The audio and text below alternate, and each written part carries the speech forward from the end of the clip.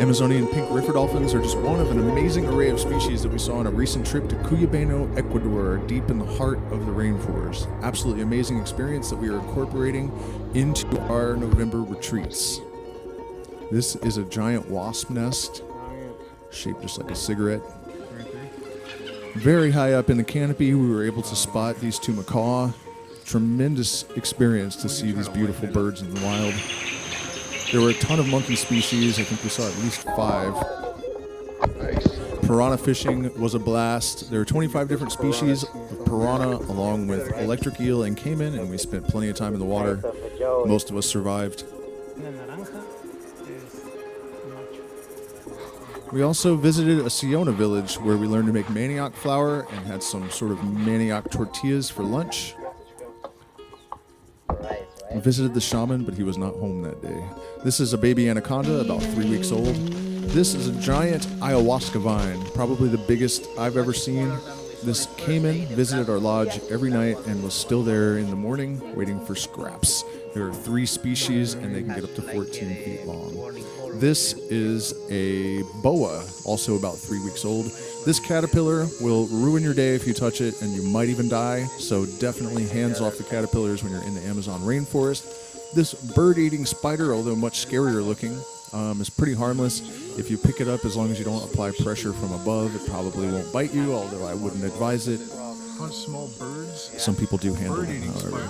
There are all sorts of gigantic, magnificent creatures at night in the Amazon rainforest. Most of them pretty scary looking. Whip scorpions were pretty abundant, horrifying looking.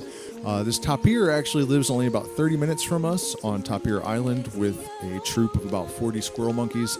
On the property where we host Jungle Gnosis retreats, we do have marmoset monkeys, pygmy marmoset monkeys, and night monkeys, which look like lemurs, and they're the only nocturnal monkey species in the world. So we do have pretty abundant wildlife in the area where we live, but unfortunately, because of deforestation, loss of habitat, and overhunting, you pretty much have to travel 8 to 10 hours to a reserve from the edge of the jungle. It's only about 4 hours for us, but from the edge of the jungle, it's 8 to 10 hours before you can get to where most of the species are still intact. It is no joke when they say the Amazon rainforest is rapidly disappearing. It's actually terrifying. In the 3 short years that I have lived here, I have watched insect, frog, and fish species vanish completely from the areas that we live in. Carachama, for example, used to be very common at the markets, and now you never, ever see them. So it is no joke that the Amazon rainforest is vanishing, and I really consider it an honor and a privilege and a duty to bring people down here, not only to experience the amazing healing power of transformative plant medicines like ayahuasca and San Pedro and psilocybin, but also to fall in love with the jungle and hopefully encourage people to take part in trying to preserve what is left of it.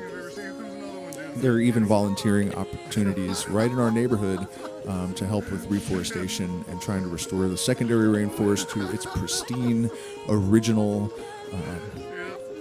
composition. So please do hit the like button, share, subscribe, support us on Patreon. We are demonetized, so we get nothing for our efforts. We are totally grassroots, supported by our audience. We appreciate each and every one of you, and thank you so much for watching.